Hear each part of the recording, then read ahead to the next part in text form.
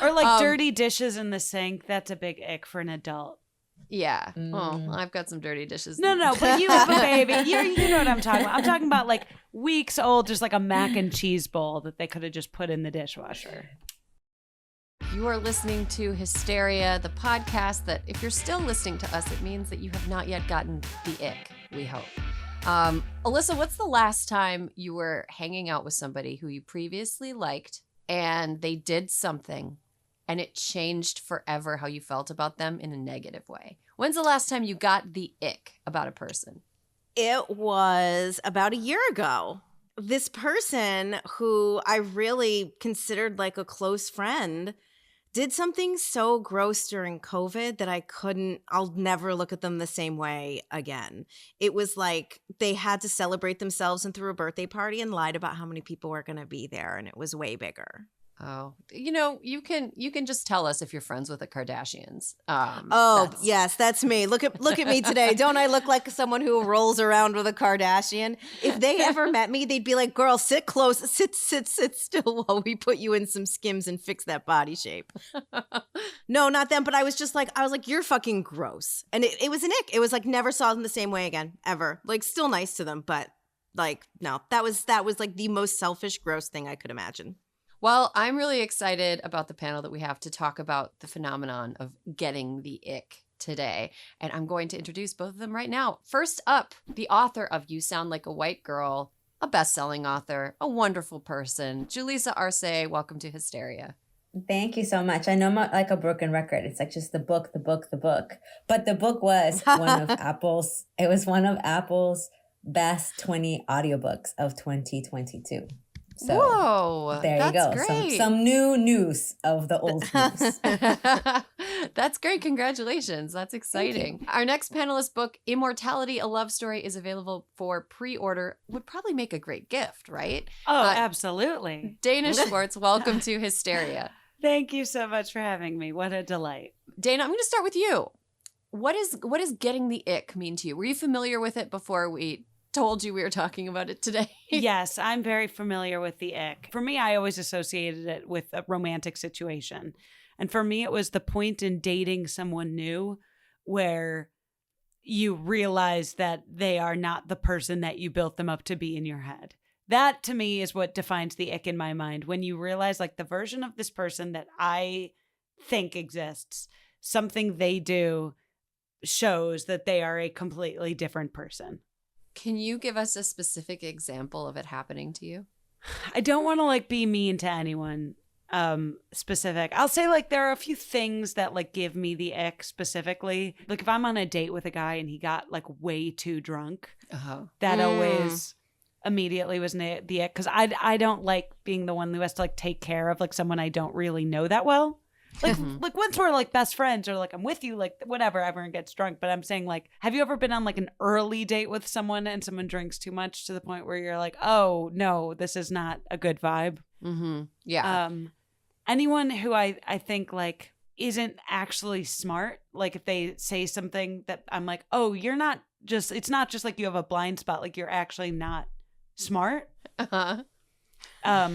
Or like, you know, dismisses books, or this sounds so snobby, or like mispronounces a word, but not like, oh, a word because they like read it in a book and like just didn't know it and have a blind spot. But like if actually I'm like, oh, this is not a very smart person, that always gives me the ick.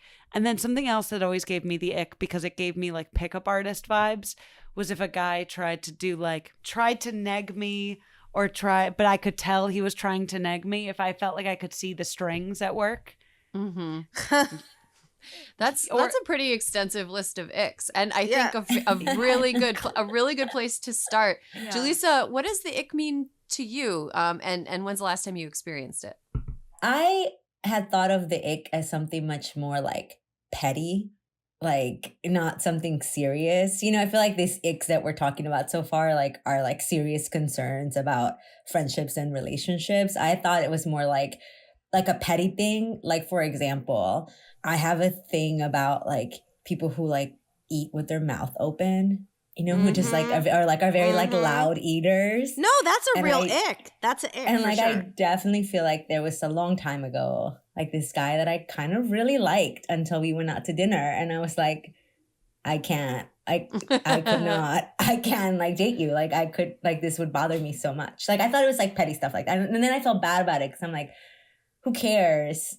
So I always thought it was more like stuff like that, you know, just like petty little things, not like serious things. I think that like what Dana is alluding to are petty things that are kind of gateways to serious things. Like they're sort of like a moment will happen and you can see this whole like gateway open into like other things that you're also probably not going to like about that person.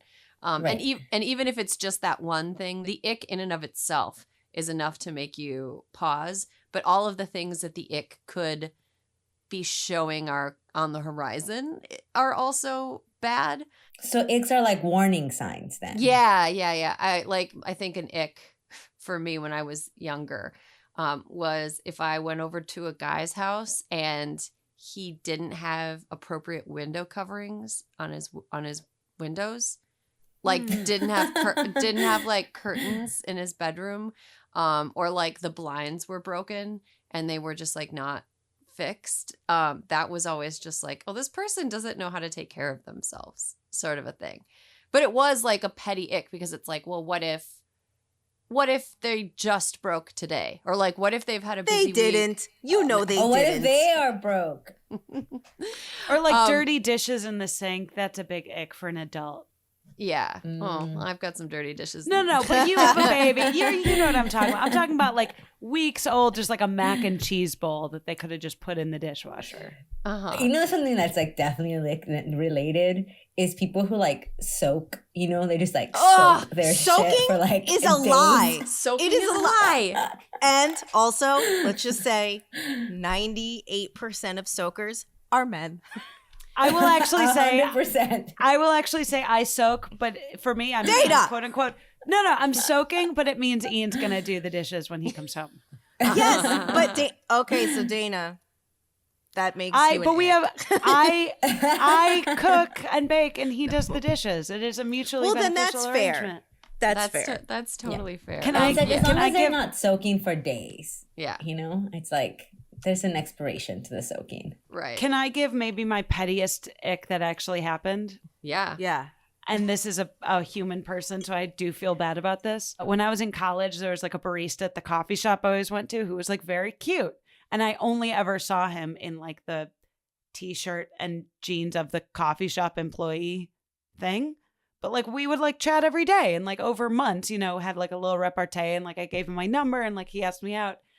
And the first time we went out, I realized he was sort of like he was in like a utila kilt. He was sort of like a Ren Fair, like, which is a great, lovely thing for someone. But I had only ever seen him in a coffee shop shirt before, and seeing him in his real human clothes was a full ick. See, Dana, that was something that was a real phenomenon when we were paralegals, and about halfway through our term, they implemented Casual Friday. And all of these lawyers who you thought were like so cute and like whatever, they came in their corporate in their casual stuff that you're like, oh no. It's seeing them like a lot of people after that. You're like, no, I saw those pleats and those khakis. There's a no. That's a no. Yep. I am no like longer an episode of The intimidated by Office. you. Yes, exactly.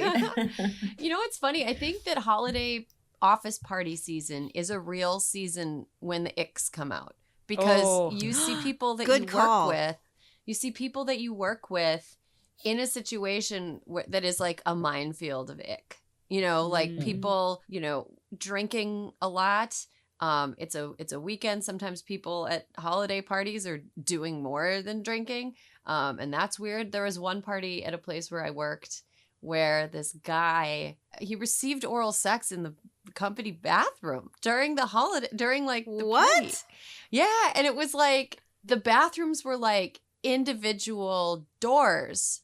They weren't like you go into the bathroom and then there's stalls. It was like there are doors, individual all right. bathrooms Okay. with doors that open to like a hallway that everyone is like walking through. Oh. So it's like if you're in line and, at a bar or whatever, and you're behind like 4 people going in the bathroom together and they're in there for way too long. And it's like, you are doing blow. It was like these 2 went into the bathroom together and it was like, clearly that's what's happening. It was so the ick. Alyssa, have you ever gotten the ick about like a person you've worked with?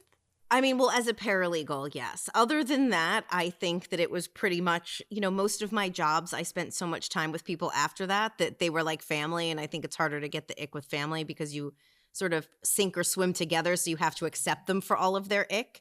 But I do also have to, full disclosure, say that when we talked about the ick, I did have to ask what the ick was. And then I was like, oh, okay. Like, that makes so much sense. Come on, Alyssa, spill the beans. What ick did Obama give you? You guys, he was perfect. I probably icked him, to be honest. He'd be like, Really? what are you eating? Yeah, I wore wild shit sometimes. And I mean, compared to him, I ate wild shit. So, but for me, it's like when everyone talking about like dates giving them the ick. You guys, I only really dated 2 people in my whole life and I married one of them. So it's like, I don't know. Oh, wait, I have a perfect ick. I can't believe it. You guys, this is, okay. I went on a few dates, not dated, but went on a few dates with someone. And when he invited me back to his apartment, his bedroom was full of Beanie Babies. What? Like hundreds of Beanie Babies. Did he want Did he sell them? Like, did he like, collected them, sell Julissa. eBay? He collected them. This was 1999. There was no eBay back then.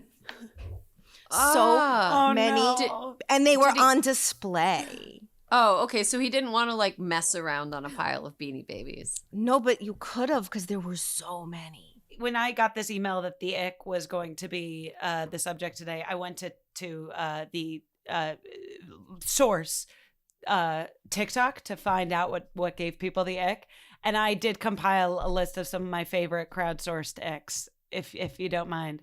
Yeah, Please. An adult man chasing after a ping pong ball.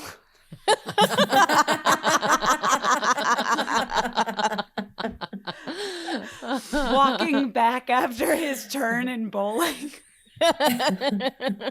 Yeah. That's a big, there's no cool way to do it. No. Saying someone is in here when he's in a bathroom stall. Oh, no. I think using Bitmojis is an ick. Using Bitmojis when he texts. Oh, yeah. Really? For a certain type of guy. What if I use Bitmoji though? No, you using Bitmojis is okay. We're talking adult men. Okay. Yeah. Okay, fine. Petting a dog with his bare feet. Oh. Ew. I mean, like, that's like an early dating ick. Like, if you're with someone for a really Yeah. long time, it's sort of like, I don't really, like, I barely even close the door anymore when I pee. These You know, are like- early dating. Yeah, no, icks. how can you continue your conversation if you close the door? Yeah, right. I mean, you have to yell, and peeing and yelling is like, it's a No. weird combination of things to do. And then finally, quote, thinking about him saying woo on a roller coaster makes me sick. Oh, you So know what? I think those all really tilt towards Julissa's like petty icks. Petty Yeah. icks. Petty X. Mm-hmm. I once got the ick when I saw adult men in hockey jerseys. Adult men wearing other sports jerseys don't bother me. Specifically hockey jerseys because they are so specific. Like, they just look like you're dressing up like in a hockey costume. Like it's like you might as well be dressed in a like Batman costume and just like go walking around. It just, for whatever reason.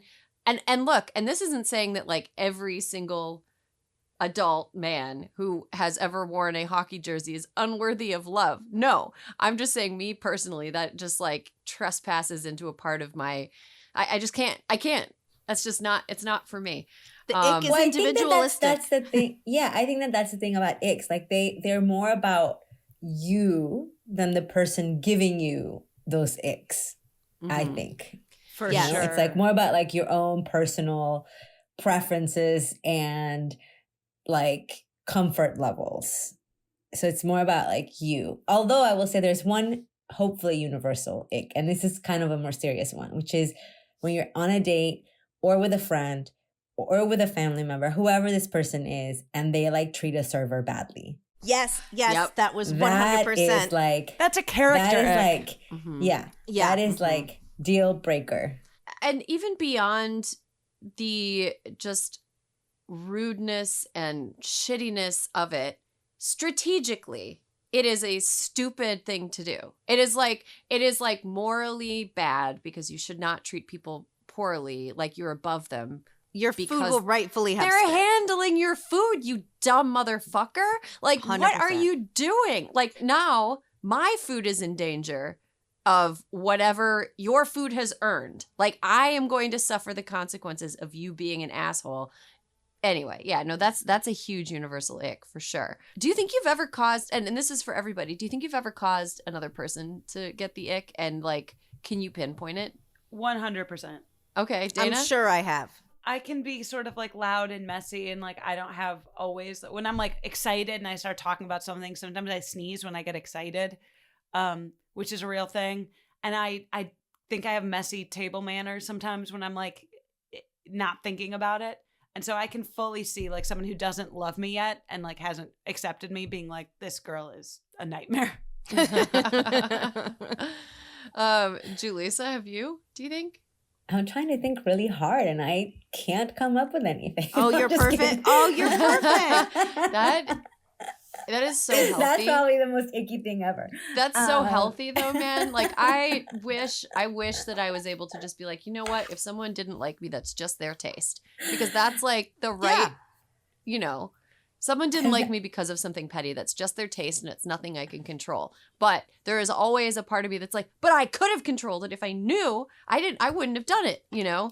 I will say like in my early 20s when I was not quite, you know, this confident person, I would say probably that was like something icky was like texting too much, you know? I it's just love a like, texter. hey, you Oh, know, that like, is not my like, ick. yeah, like I'm pretty sure that I gave some people the ick by like texting too much or something. Oh, here is something. And this I was called out for when I was in my mid-20s in New York with all my girlfriends. I used to wake up really early, like, 6 a.m., 5:30 in the morning during the week. And so on the weekends, I would wake up around the same time. And so like at 6 a.m., I would like text all my girlfriends, like, what are we doing today? Where are we going to brunch? And they sat me down and told me I was not allowed to text them before 10 a.m. on the weekends. That's not an ick. I think that's very thoughtful. You're trying to set a plan. Exactly. I was just excited to see my friends. Thank you, Dana. I don't know. I like to imagine that my giving people the ick was something that was confined to a time in the past, but I'm sure that I do it currently. I feel like I have given people the ick. The more insecure and the more unconfident I feel, the more my worst and most annoying character traits come out. And when I was younger, I think I was more like annoying, acted sort of like I had something to prove.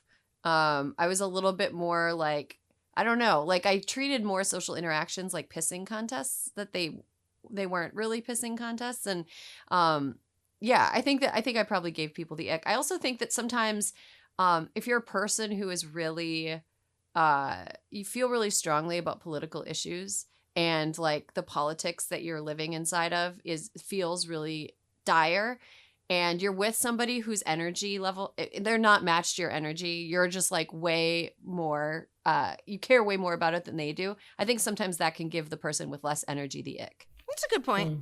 And that's not to say that that's a bad thing. Like, I'm not telling anybody, like, dial it down. Like, don't yell about abortion on a second date or whatever, because absolutely do that if that's what you feel like doing. But I think that, like, people who are less clued in to, like, the news, to politics, probably, or less passionate about things, might be a little bit, like, overwhelmed by a person who feels, like, super passionately about something. I cringe thinking about previous conversations I've had all the time. Like kind of what you said, like I am so desperate to get people to like me that I talk too much and I feel like I come across as like braggy or aggressive, and like I give myself the ick.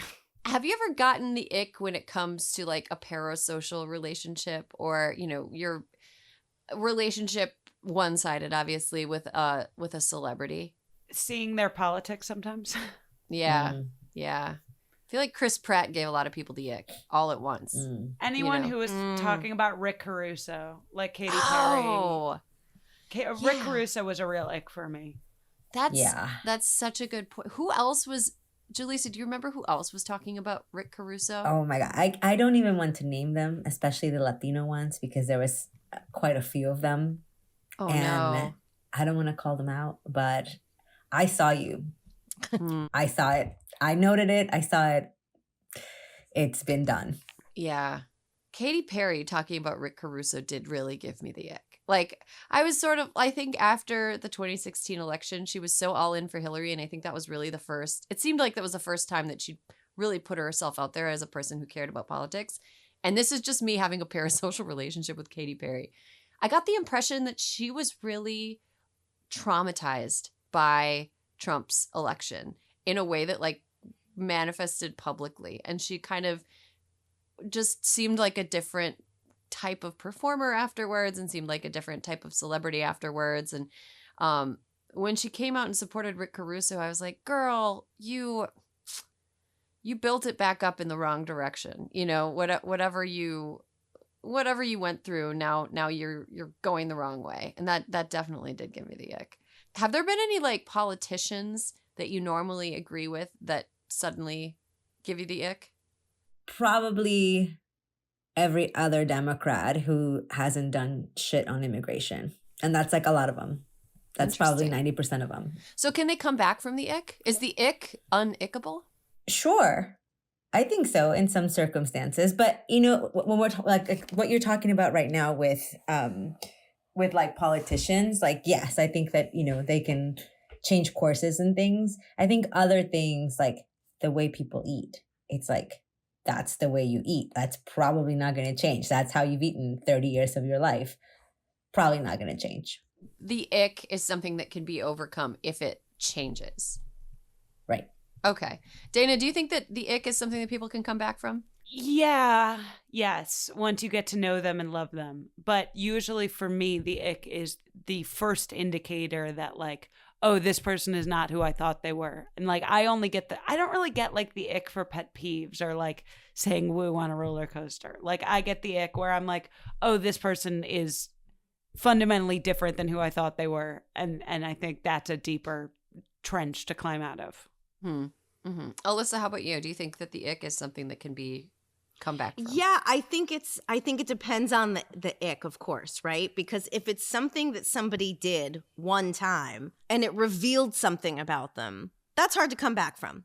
If it is a behavior that can change, you know, like if my hubs told me that the nose picking was a problem, I could do better. You know, I could like take it to the bathroom and just use a damp towel and clean my nose out and be like better about it. So I think that those, like, they're two different things. Like if it's a politician who said something or handled an issue or an interaction with somebody that you feel like revealed their true character, I don't think that you can come back from that.